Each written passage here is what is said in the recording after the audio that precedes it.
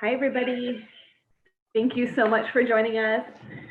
You like how we did a little pop-in this time? We're trying something a little bit different during this lunch hour. My name is Catherine, and I'm the openness specialist with Adopt for Life, and I am here with the wonderful Shannon, who is my co-host for the next 45 minutes. I'm sorry, I get a bit of feedback. Shannon, can you hear me okay? I can, yeah. Perfect. So I'm going to keep talking. So this week we are talking about something very important. We actually had a lot of feedback from the community about this, excuse me, about this topic. And this week we are talking about post-adoption depression. This is a subject that is experienced by many of us in the adoption, kinship, and customary care community, but not often talked about. So here we are. This is why we're here. So we do have a ton of questions that came in. Actually, I think this is the most amount of questions that we have ever received for Snack and Chat, and we're very excited. And I think this just shows to us that we need to be doing this again.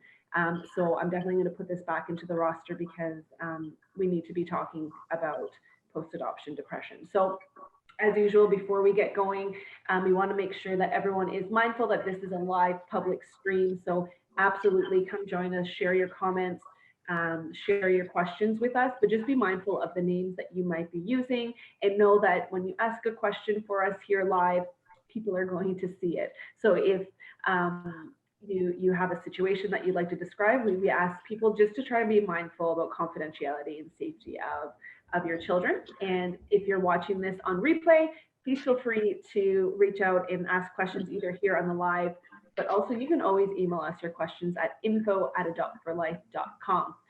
I need to get better at my spiel, but I did it. Okay. It was perfect. I tried. So I think we should honestly just jump right into them because there's a time. So, and I did research, guys, so you should be proud of me. I have a lot of our Snack and Chats. It's a lot about our experiences and what we've kind of dealt with and thoughts and how we've supported families. But this time, a lot of families have been asking for actual research and statistics. So we did our research and we're really excited to share it with you guys. Sorry, I cut you off. Go ahead. I was just telling you that it sounded fabulous, so we're good. I do want to mention that people can post in the side in the comments. So if you have questions, feel free to populate them there. I am monitoring that. So if you didn't get a question beforehand, don't let that keep you quiet now. We will, or I'll cut Catherine off so we can populate those questions as well. And again, be mindful of the confidentiality, exactly what Catherine said, because everyone in that thread can see it as well. Yeah. Awesome. Do you want to start with our first one? All right. So the first question, we're starting off pretty basic. What is PAD, or post-adoption depression? So I did research, so I'm not just jibber-jabbering about my experience. Post-adoption depression was coined in 1995 by a lady named June Bond. And so she created it as a result of her experiences and research that she did. And it really was about discussing occurrences of parents, both mother and father, suffering from an adoption-induced depression that shared symptoms better known as postpartum depression. So these are the first type of languages that we really start to see about what is postpartum depression.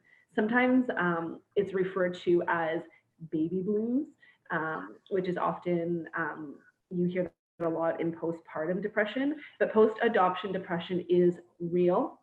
It is significant and prolonged symptoms of depression that people are feeling. And I think one of the questions further down talks about the difference between being an overwhelmed parent and being actually having PAD. So we can get into the differences a little bit later on, but basically it's something that happens within the first month or so when the child first moves home and you start to experience similar symptoms in depression and anxiety for a lot of that time. Awesome. You absolutely did your research. Did it, guys. Good job. I did my hair for you guys too. So good job. You sort of answered number 2 in what you had said in number 1, but the next question is, can men have post-adoption depression?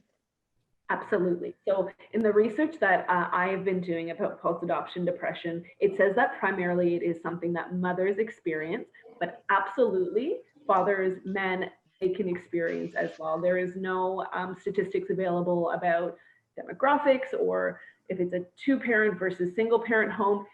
PAD doesn't care who you are. It's going to come for you regardless. Absolutely.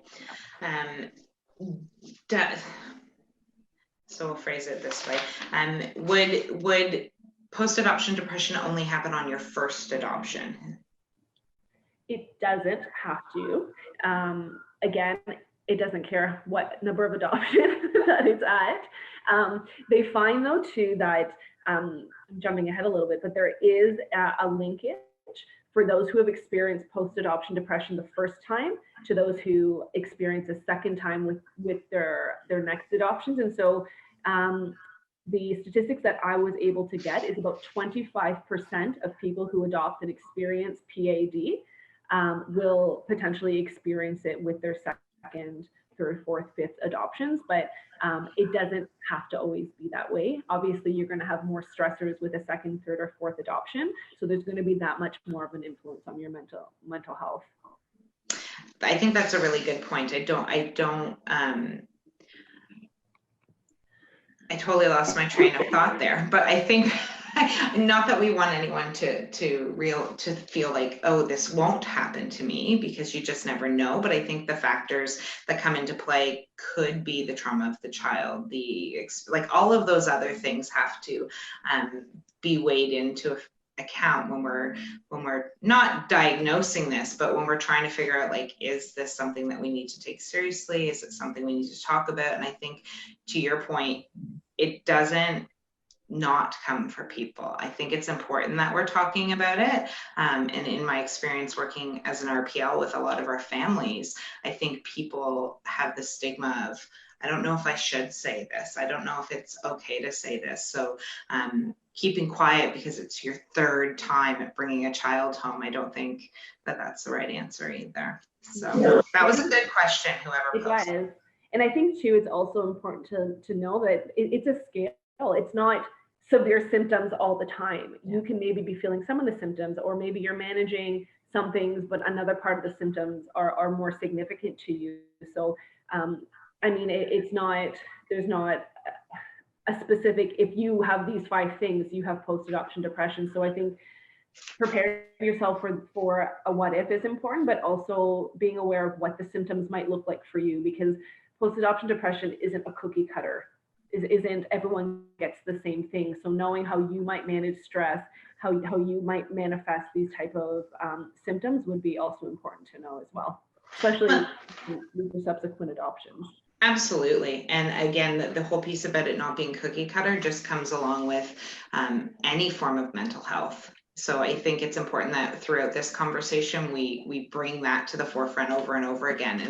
It's really important, whether you're talking to RPL, whether you're talking to your peer support, whether you're using the Facebook groups to build your community or build your village, that you're not self-diagnosing, but you're being conscious of what you're feeling, and that it's not wrong to feel any of these things, right?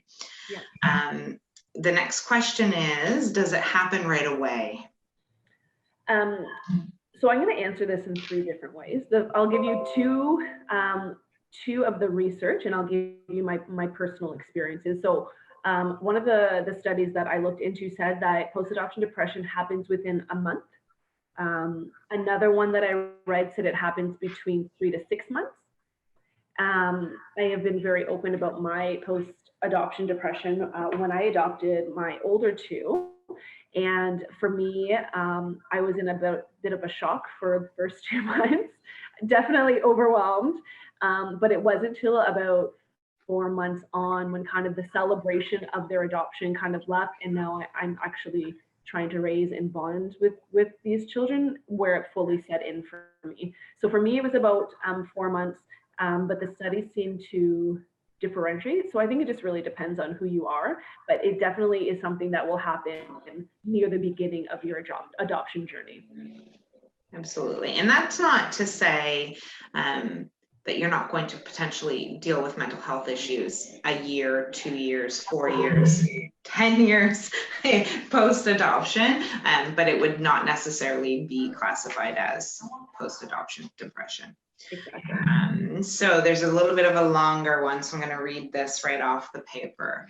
Is there any sort of screening tool for PAD, something that post-adoptive families can use as an identifier and to help start the conversation with a doctor, therapist, or social worker? I love the last part, how to start the conversation.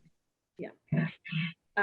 So because PAD, there's not a lot of research out there. For anyone who Googles it, you can see some beautiful articles written, but you definitely won't be able to, my dad's just leaving. You won't be able to find a specific scale for post-adoption depression. That being said, the professionals that I have spoken to when I was going through my post-adoption depression is they ask you to actually take the self-screening scales and tools that of postpartum depression. So the ones that I am suggesting, and I'm happy to link them afterwards. The first one is the Inventory of Depression and Anxiety Symptoms, the IDAS scale. You can literally just Google it. And it's a self-report measures to actually assess specific symptoms of depression and anxiety within a 2-week period. So that could potentially give you very specific answers of how significant your depression is. The second one is the Didactic Adjustment Scale, the DAS. And it's a 32-item self-report it's designed to assess the quality of your relationship. So it's whether your relationship with your partner or even your relationship with the child. We all know it takes time to attach and bond with your child.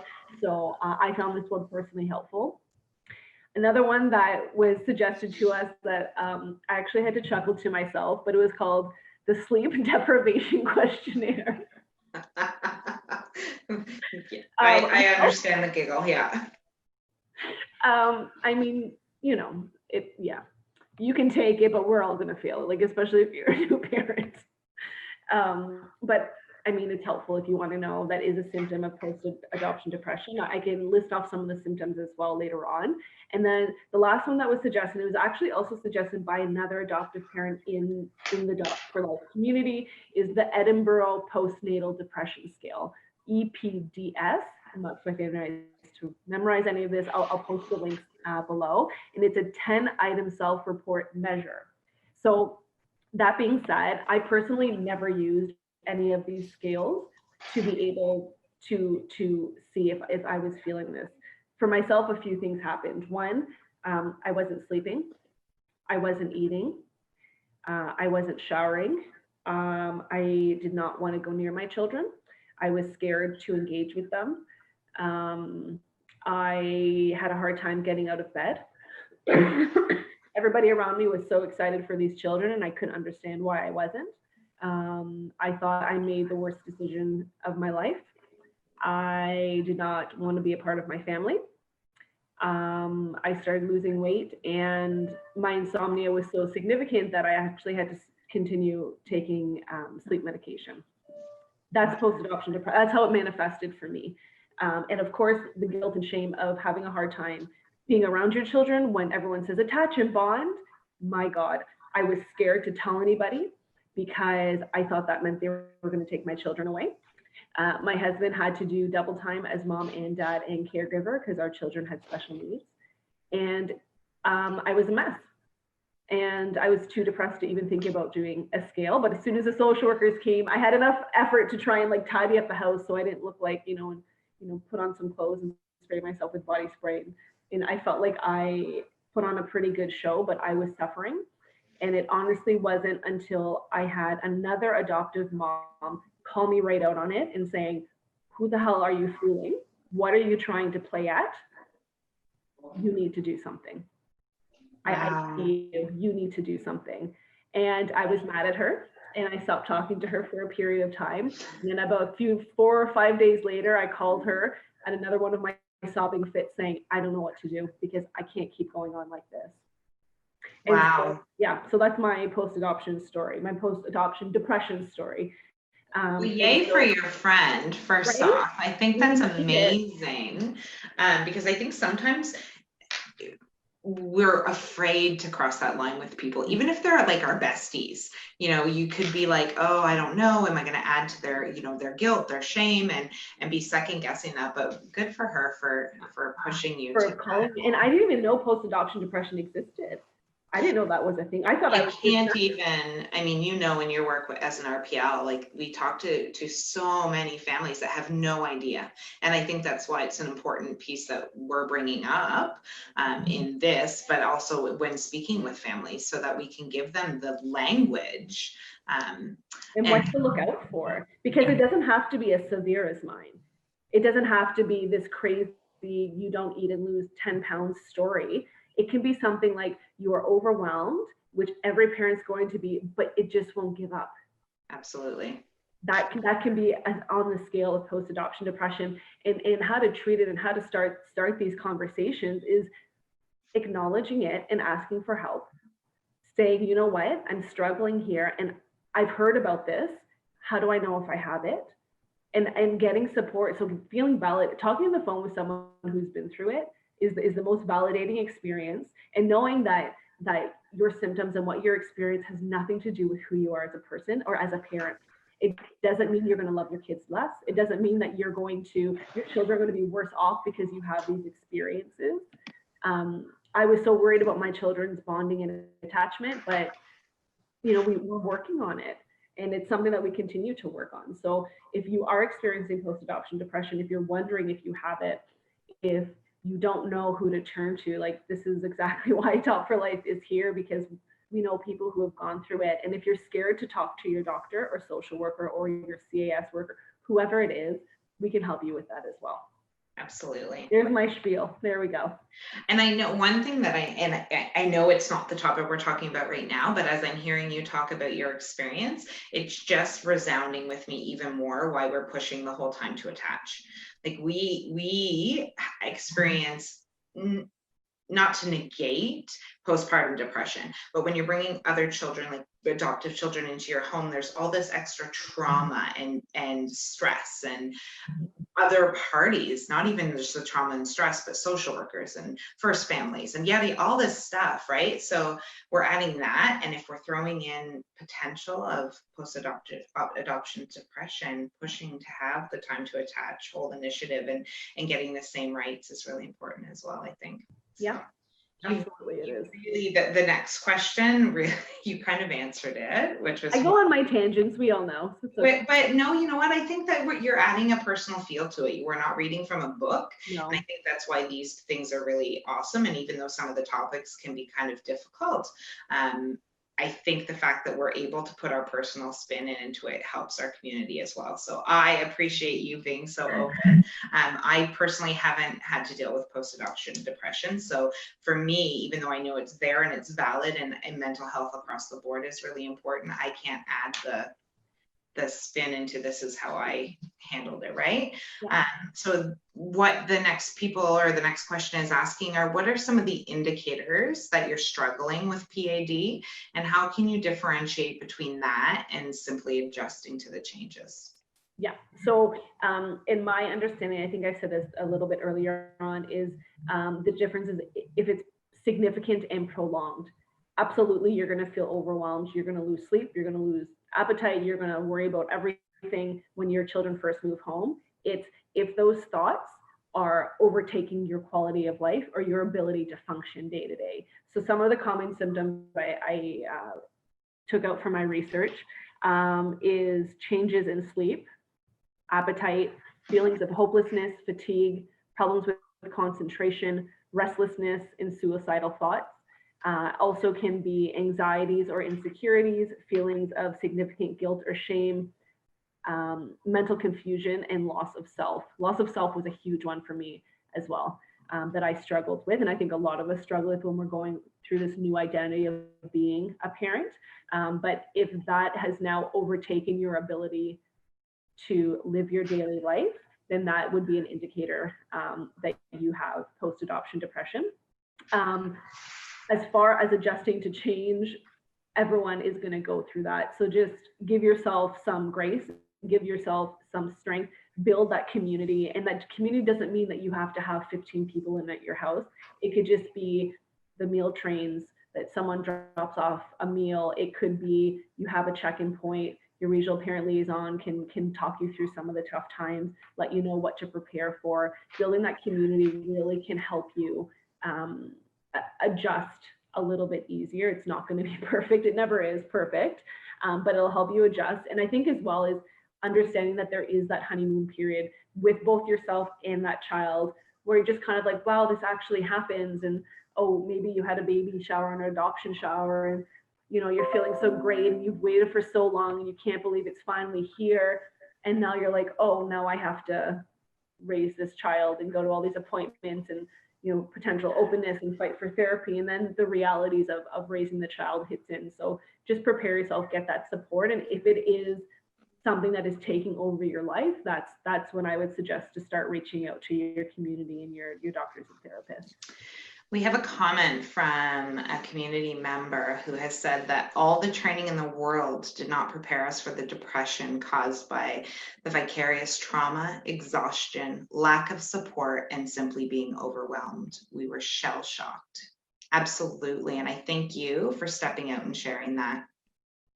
Absolutely. And I think it's people who are willing to share their experiences, who have lived through it, that actually is going to be the helpers. And that's why I've been always so open about my experiences, because if someone would have told me to look out for it and that's okay, that this happens, I think my personal experience may have been a little bit different. So hopefully through all of us communicating, having these snack and chats, reaching out, this is what we're hoping to do to help spread awareness and take away that kind of shame and guilt.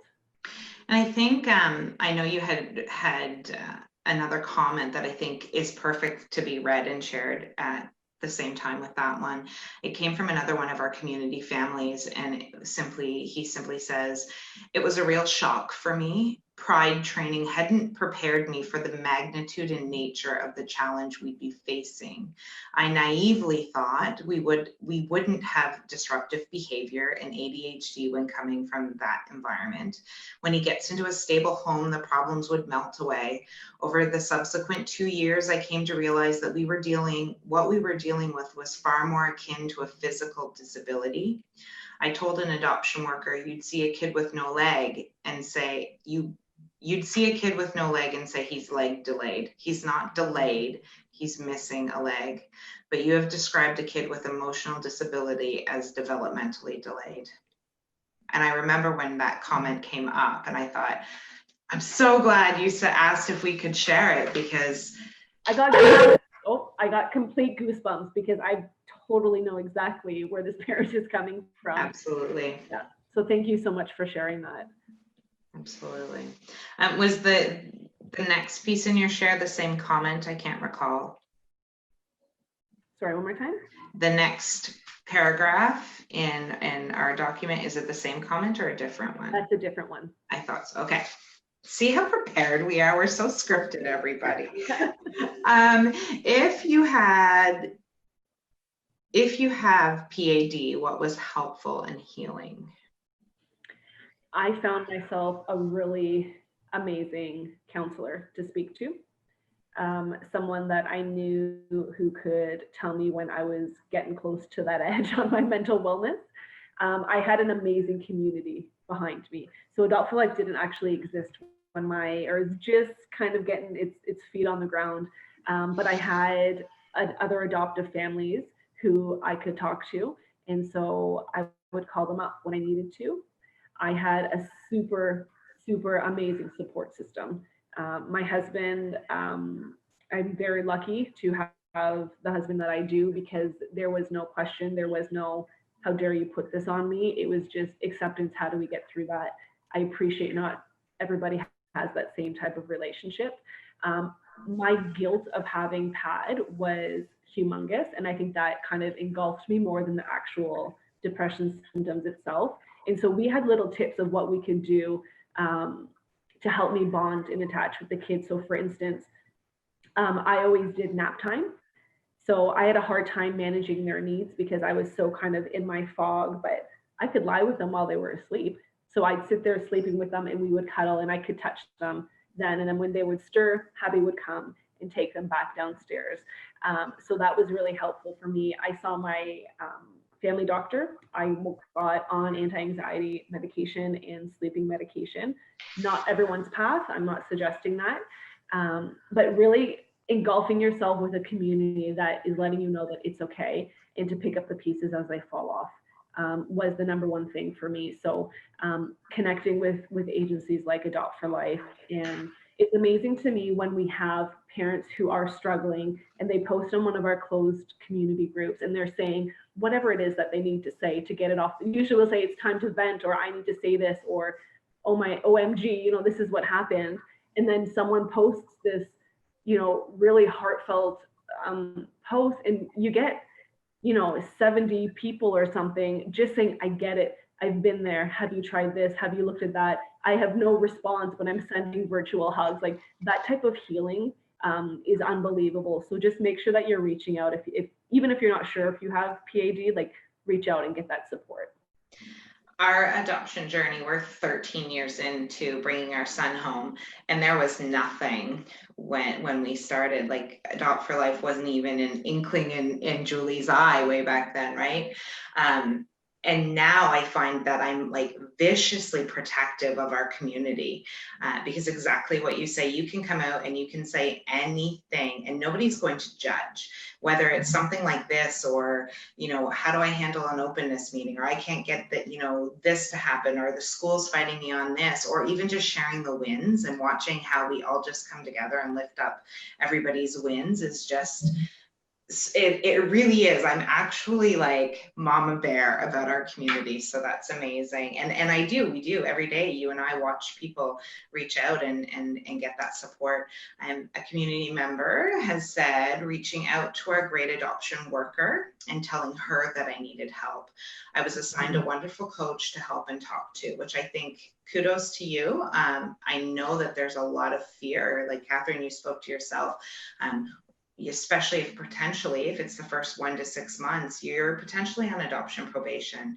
So there's that fear where people are like, I can't admit that I'm struggling. And then potentially just that feeling of I'm failing, which, we feel that with our biological kids as well. So we're not alone in that feeling, but it takes a lot to reach out and do that. So. Can you differentiate between post-adoption depression and post-adoption anxiety? You always hear about post-adoption depression, but many people suffer from post-adoption anxiety, or is anxiety combined together with the actual diagnosis of PAD? So that was a long one. Yeah, so there is, because there isn't a lot of research on post-adoption depression itself, post-adoption anxiety is actually kind of umbrellaed into PADS.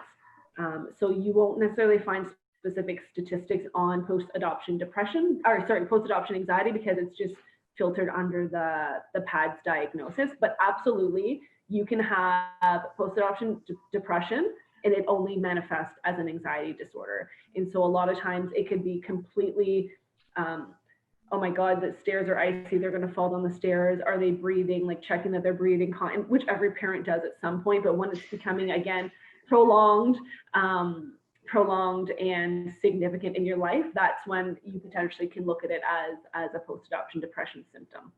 Awesome. Yeah. Is there a prevalence rate for PAD? Well, my research that I did, so the latest research that I found was in 2016. Unfortunately, it's only US data. I have yet to find anything Canadian. So if you are watching this and you have Canadian stats or data, please message us or post under these comments, because it was hard to find. But in 2016, prevalence rate in the USA for adoptive, which included international, domestic, and public adoption, was anywhere between 10 to 32% of adoptive families experience post-adoption depression. I would imagine that it's probably on the higher side than the 10%, given the families that we support and what we see as well. Absolutely. So again, that just goes to show it's not a 1% thing. You are not alone. And even if it was 1%, you're not alone. I want to share and go down and share another comment. It says, coming to accept and understand that was very difficult for me. It took a long time and a lot of grieving. While I loved my son on day one and more each day after, I had to accept that he'd not do a mid-flight correction so easily after entering our home. I love that language. That was really depressing. That was 3 years ago to the day. Today is our anniversary of his placement in our home. Yay, congratulations. And it's only been the past few months that I've started positively moving forward past it. Dare I say, stopped grieving so much and accepting him for the wonderful thing that he is instead of what I realized was a figment of my imagination. Oh my goodness. Thank you for sharing. Yes, that's a beautiful thing to just be able to recognize in yourself. And that's a huge part of the struggle is, you know, sort of like what we've pictured this, especially because we've gone through, especially for those who may have gone through infertility and then now going through such a long and vulnerable adoption home study process, and then you're matched, and it's almost like you have this picture and you realize, one, this isn't what I thought, and two, can I even do this? That's kind of what I kind of had to go through a lot. So thank you so much for having the courage to share your story, and congrats on the 3 years, because that's really exciting. Absolutely. How does experiencing your child's trauma behaviors relate to PAD? Maybe a different chat, but learning more about secondary trauma can be helpful for some people. Yeah, and so, and with this too, the symptoms of secondary trauma mimic more so PTSD, as opposed to depressive symptoms. And so, luck of the draw, I have secondary trauma. I've had it all. I have experienced secondary trauma. And so I'm going to read off of the research that I found. So with secondary trauma, it's more intrusive re-experiencing of the traumatic events, in specific avoidance of the trauma emotions or the triggers, the feeling of negative changes in beliefs, and hyperarousal. So a lot of that time was, I feel like I can't even stand to be around my kid. Absolutely, you can get that with PAD, but that if your child has been in your home for longer, typically that falls more towards the secondary, or you might hear vicarious trauma. You feel like you're walking on eggshells. You know your child's triggers so well that they almost become your triggers. And so you just completely avoid everything altogether. So for instance, Christmas morning, you know, it's going to be, you know, a song and a dance with your child. So you're not even looking forward to it. You get anxious yourself with, you know, at the anticipation of it. And you almost become, it affects your relationship with the child. So sometimes 100%. they physically feel ill when their child touches them. They can't hear them chewing. They have a hard time, you know, listening to their whiny voice. They physically cannot even get out of the house to go to another one of these appointments or whatever it is. That absolutely is secondary trauma. Depression can be a part of that as well. So I think that the hard part with this is that there's no definite, this is post-adoption depression and this is this is secondary trauma. But it's important to note that they're two very real things that happen to a lot of families, especially if you have a child of trauma or with complex needs. It absolutely is. And this wasn't a part of the question, but I also wanted to very quickly bring out caregiver burnout, because I think those three kind of intertwine with each other, and it's sometimes hard for us to pull out what this exactly is. So again, just reading off my notes from my research, is that caregiver burnout is when you are caring for the daily needs of a person. So it potentially could be physically caring for them, always having to be hypervigilant for them, for whether it's safety. And it's when you start becoming extremely exhausted and frustrating, you're emotionally, physically, mentally drained, and it sets limits to your social life and also can cause financial problems. So caregiver burnout occurs when the stress and burden from these negative effects of caring for this person is overwhelming and it affects your life and health in a negative way. They kind of all mash together. So it's really hard to go to the doctor and say, this is what I'm feeling, and 100% they can say this is PAD, this is secondary trauma, or this is burnout. A lot of the times it's kind of a little bit of mix for each. I'm just going to throw out for my personal opinion, and I'm sure that I'm not alone, a lot for myself. We definitely hit caregiver burnout about 2 years ago. We were in a deep, get a little emotional. We were in a deep state of crisis in our family. And I went to my doctor, and the response from my doctor was, "Where would he be without you? You are so lucky." So he totally negated me coming there and being like, I am afraid for my own mental health, my own physical health. And I walked away and I shut my mouth for another 6 months thinking, how dare I complain, right? So it's all of those things that happened 11 years after he came home to me. And our child does live with complex needs, and life isn't easy. And I think I find grace and gratitude every day that I 6 months later, I picked myself back up. I went back to him. I got the same response. I went to the nurse practitioner, and she's like, okay, we're going to start looking at this. And now I'm one of the biggest proponents. I tell everyone, we go to therapy, not for my son, not with my son. My wife and I go to therapy, and it has absolutely allowed us to continue revisiting who we are and finding who we are. And I know that's a whole nother snack and chat conversation, but it kind of ties me into another comment that we got in the thread about learning what self-care really means.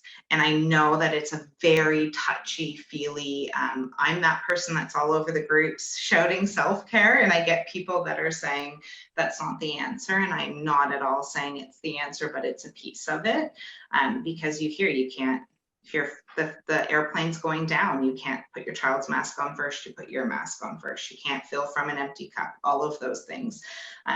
So some of the tips that the community family has said is I bought an app to remind me to eat, drink water, and remember to sleep. That's huge. Beautiful. You have to go back to basics and work back up from there to walking, journaling, and gratitude, writing down 3 good things that happen to me every day. I'm a huge person that does gratitude because I find if you focus on the positive, I start my day with that. Sounds, oh my Lord, does it ever sound hokey?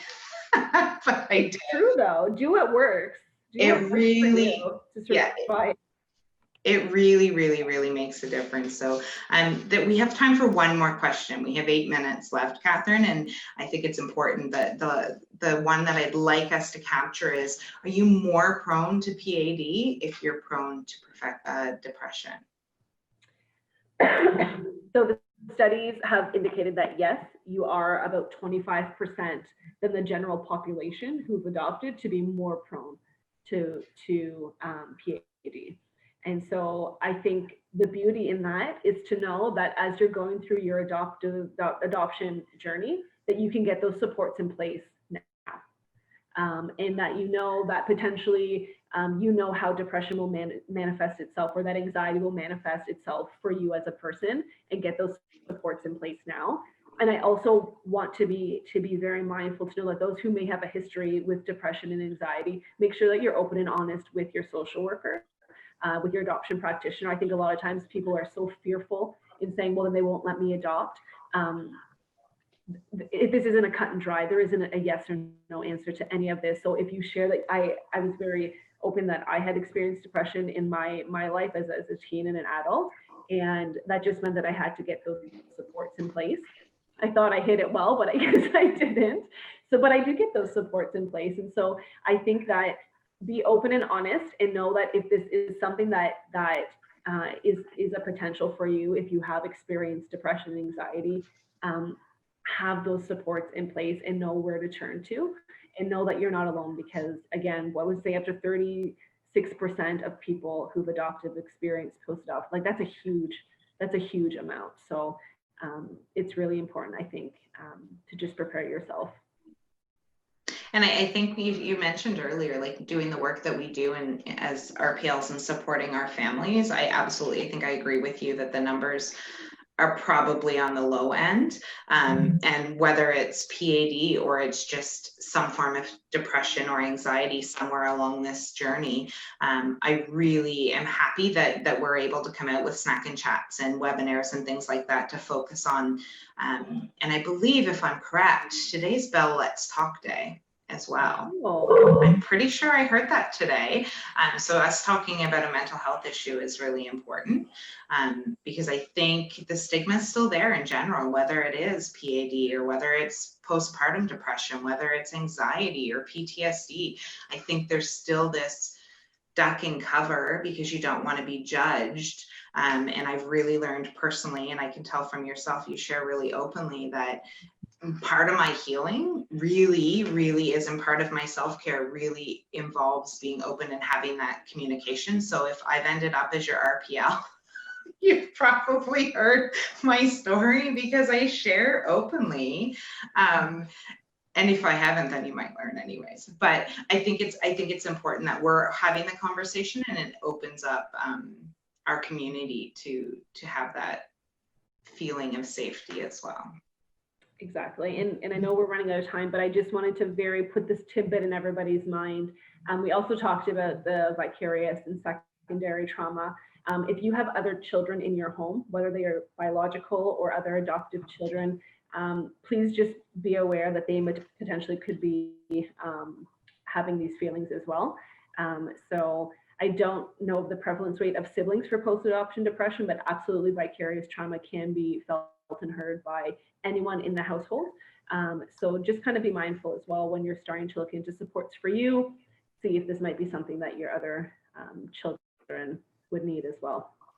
Absolutely, that's an amazing tip. Good place to end, I think. Yes, it is. So next week, we actually are covering another heavier topic next week. I don't know why I prepared them, but we're just going to go with it. They're all really important things to talk about.